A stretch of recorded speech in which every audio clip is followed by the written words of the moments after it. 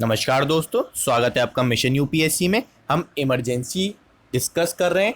कल मैंने national emergency के बारे में बेसिक चीज़ें बताई थी और आज उसके इफ़ेक्ट्स देखेंगे। मतलब जब नेशनल इमरजेंसी लग जाएगी तो फाइनेंशियली क्या इफ़ेक्ट होगा, एग्जीक्यूटिव क्या इफ़ेक्ट होगा, लेजिस्लेटिव क्या इफ़ेक्ट होगा, हमारे फंडामेंटल राइट्स पे क्या इफ़ेक्ट होगा।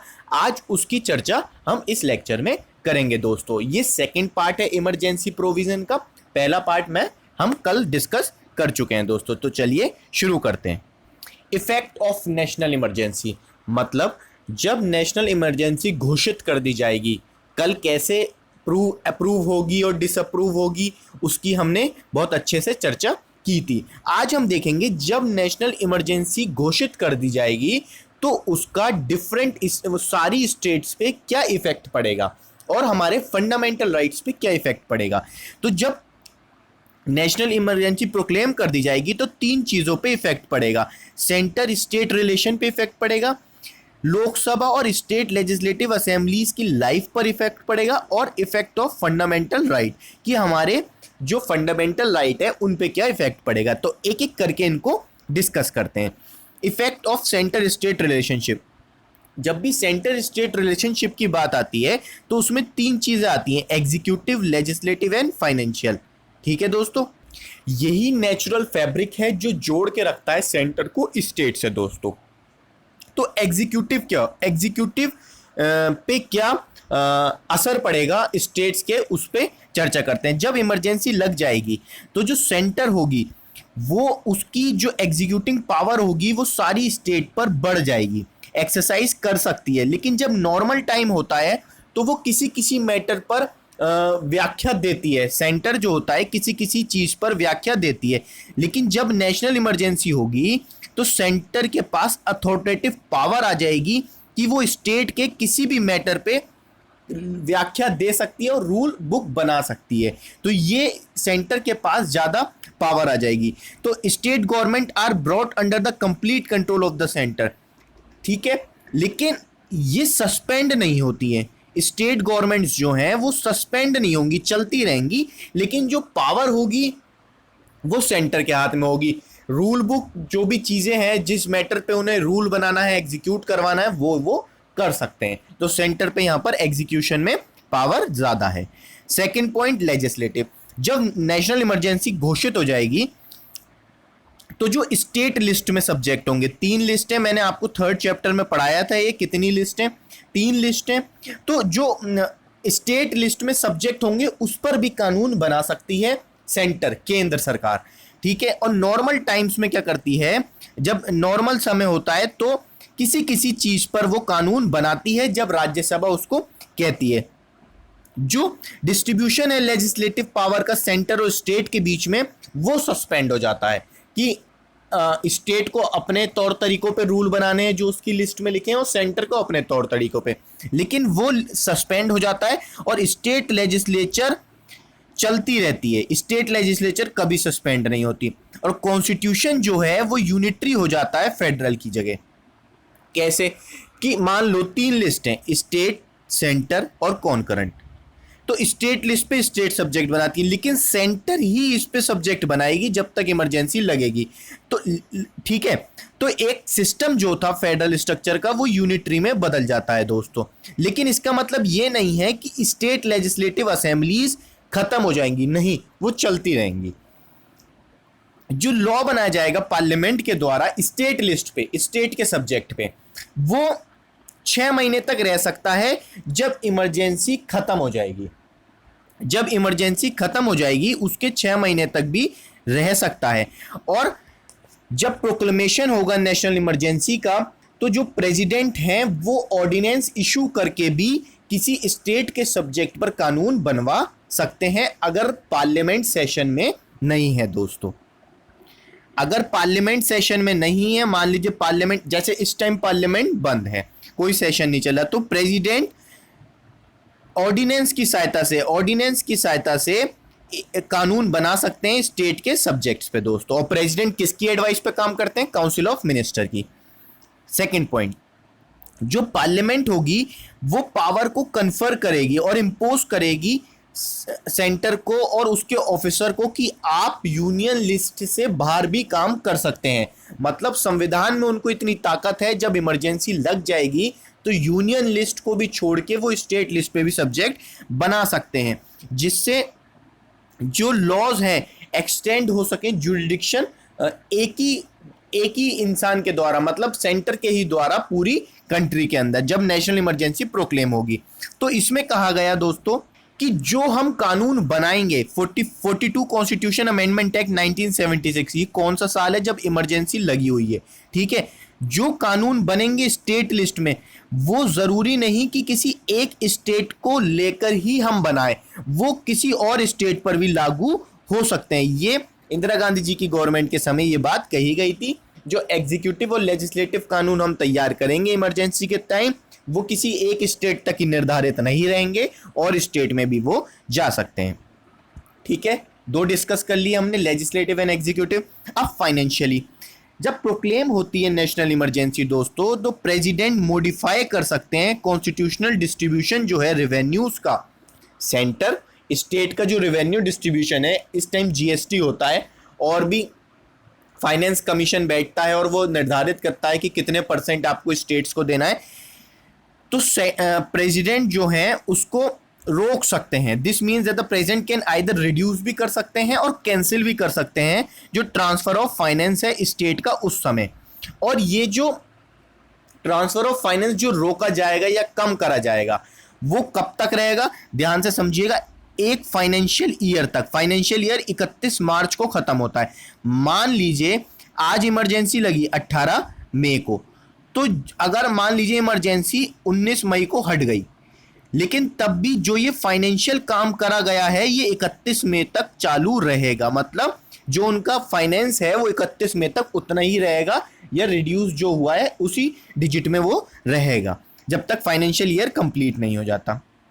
और ये जो ऑर्डर है प्रेसिडेंट दोनों हाउसेस के सामने रखेंगे जब हाउस उस टाइम बैठेंगे, ठीक है दोस्तों। Financially matter. अब इफेक्ट ऑफ लाइफ जो लोकसभा की और स्टेट लेजिस्लेटिव असेंबली की जो लाइफ है, मान लीजिए इमरजेंसी लग गई, अब क्या होगा दोस्तों कि उसकी जो लाइफ है वो भी बढ़ानी पड़ेगी, क्योंकि इलेक्शन तो करा नहीं सकते और बहुत सारी दिक्कतें होती हैं जब इमरजेंसी लगती है। तो एक जब इमरजेंसी घोषित करी जाएगी तो जो लोकसभा की लाइफ है नॉर्मल टर्म्स 5 साल होती है, कान बाय लॉ ऑफ पार्लियामेंट इसको 1 साल बढ़ा दिया जाएगा। अगर इमरजेंसी लग गई 5 साल की होती है, लेकिन एक कानून के द्वारा इसको 1 साल बढ़ा दिया जाएगा और ये 6 महीने तक रह सकती है। मान लीजिए इमरजेंसी 18 मई को हटी है, आज हटी है इमरजेंसी, तो 6 महीने तक ये रह सकती है और 18 मई से नवंबर तक ये लोकसभा रह सकती है। लेकिन इस बीच में इलेक्शन होना जरूरी है जब इमरजेंसी हट जाएगी दोस्तों।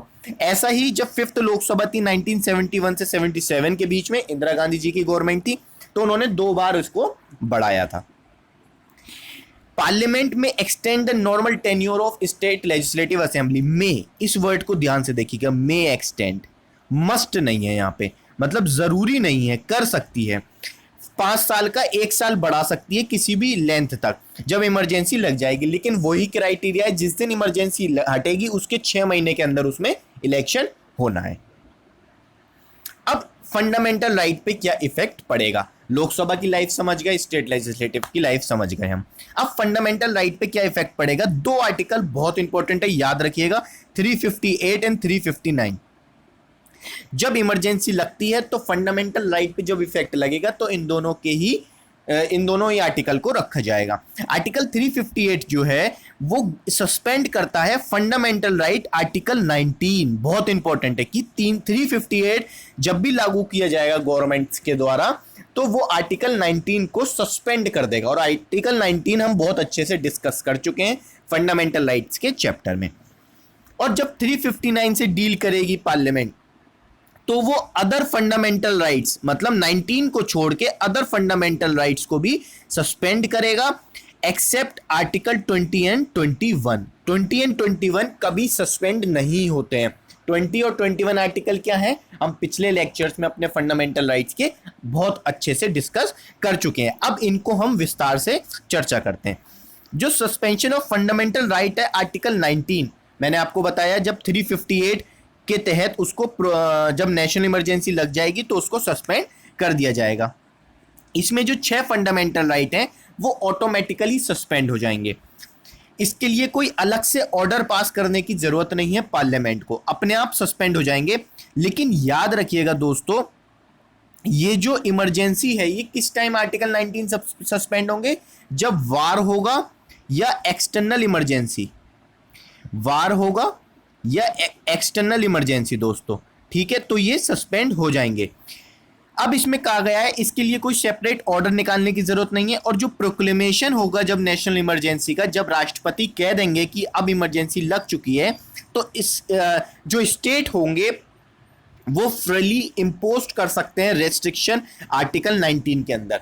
मतलब 19 के तहत वो स्टेट के अंदर रेस्ट्रिक्शन लगा सकते हैं, और स्टेट जो हैं कैन मेक एनी लॉ और can take any executive action, कोई भी कानून से एग्जीक्यूटिव एक्शन से आर्टिकल 19 के जो फंडामेंटल राइट गारंटी करे गए हैं उसको ले सकते हैं दोस्तों।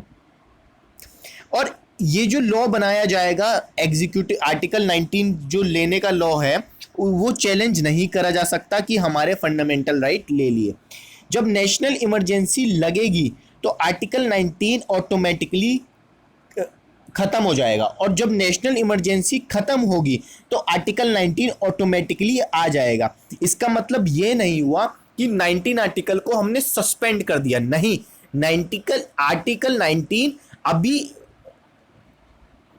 सिर्फ फोर्स में नहीं है, सस्पेंड हुआ है, लेकिन आप चैलेंज नहीं कर सकते उसके लिए कि आर्टिकल 19 को हमारे खत्म कर दिया, सिर्फ अभी कुछ समय के लिए फोर्स में नहीं रहेगा। इसमें यह बात लिखी गई है। 44 कॉन्स्टिट्यूशन अमेंडमेंट 1978 में कहा गया आर्टिकल 358 को लेके कि जो आर्टिकल 19 को हम सस्पेंड करेंगे, नेशनल इमरजेंसी के जब लगेगी तो सिर्फ वार और एक्सटर्नल एग्रेशन पर ही हम आर्टिकल 19 को सस्पेंड कर सकते हैं, बोलने के अधिकार को, और बहुत सारे अधिकार हैं इसमें। लेकिन जब सेना विद्रोह करेगी, आर्म्ड रिबेलियन, जिसे हम इंटरनल इमरजेंसी भी कहते हैं, मैंने कल आपको बताया था, तब हम आर्टिकल 19 को सस्पेंड नहीं करेंगे।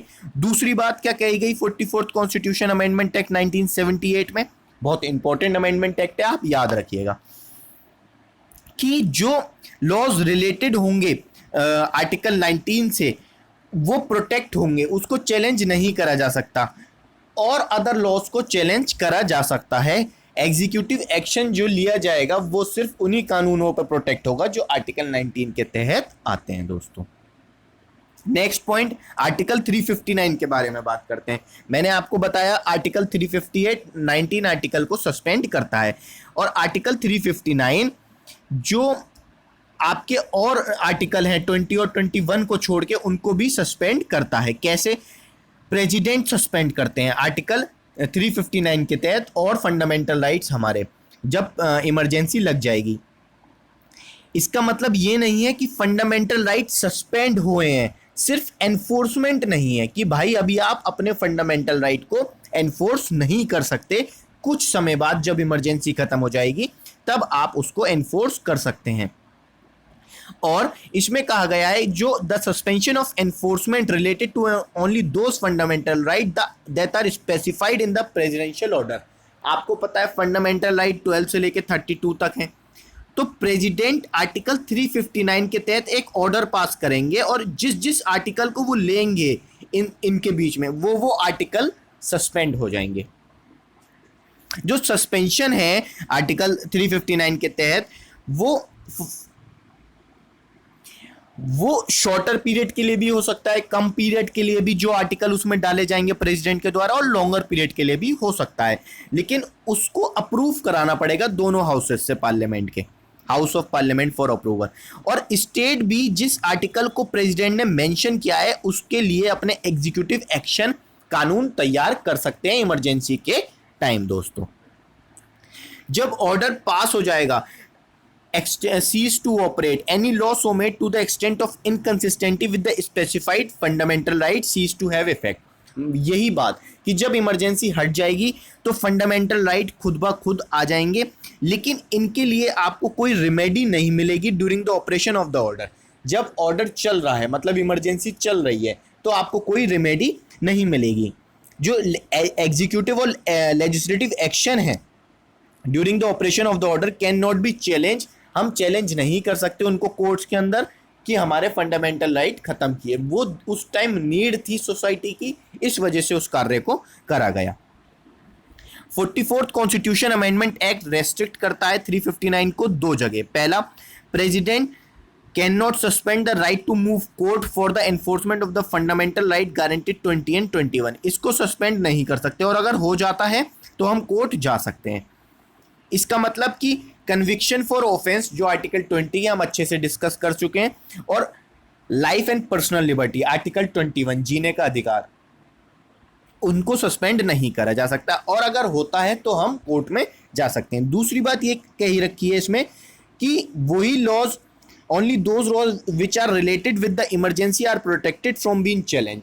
जो लॉज को हमने इमरजेंसी के वक्त लागू करा गया था वही प्रोटेक्ट होंगे कोर्ट में जाने से, और अदर कानून पे कोर्ट में जाया जा सकता है उस टाइम इमरजेंसी के वक्त. दोस्तों, अब एक बार हम इसमें कंपैरिजन देख लेते हैं आर्टिकल 358 में 359 में. ये 6-7 पॉइंट हैं, बहुत ज़्यादा इंपॉर्टेंट है. फर्स्ट पॉइंट क्या है कि आर्टिकल 358 वो सिर्फ आर्टिकल 19 के लिए है. अब आप पूरी समरी देख लेंगे इन 6-7 पॉइंट में.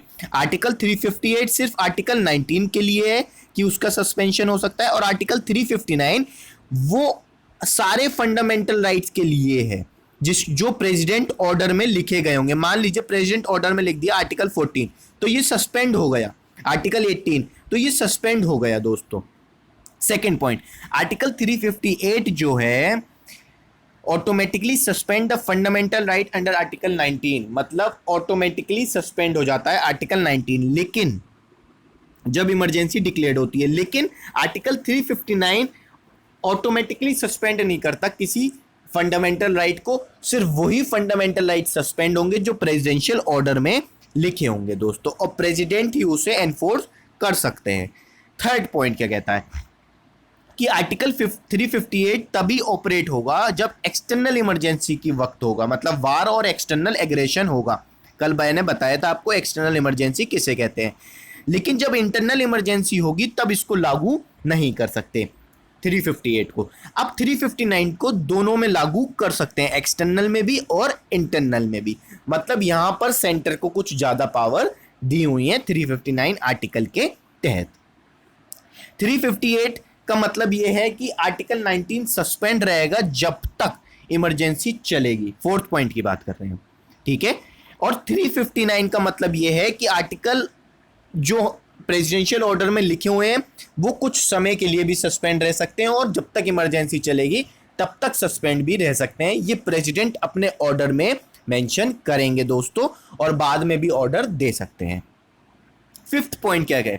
फिफ्थ पॉइंट ये कहता है दोस्तों कि आर्टिकल 358 एंटायर कंट्री में भी लग सकता है, लेकिन आर्टिकल 359 किसी पार्ट में लगता है और पूरी कंट्री में भी लग सकता है. सिक्स पॉइंट क्या कहता है दोस्तों कि आर्टिकल 358 आर्टिकल 19 को पूरी तरीके से कंप्लीटली सस्पेंड कर देता है, और आर्टिकल 359 सारे फंडामेंटल राइट को सस्पेंड नहीं करता है क्योंकि उस पर पावर नहीं है आर्टिकल 20 और 21 को सस्पेंड करने की. दोस्तों, सेवेंथ पॉइंट क्या कहता है? सेवेंथ पॉइंट ये कहता है कि आर्टिकल 358 जब लागू होगा तो स्टेट पे इतनी पावर होती है कि वो कानून बना सकते हैं आर्टिकल 19 के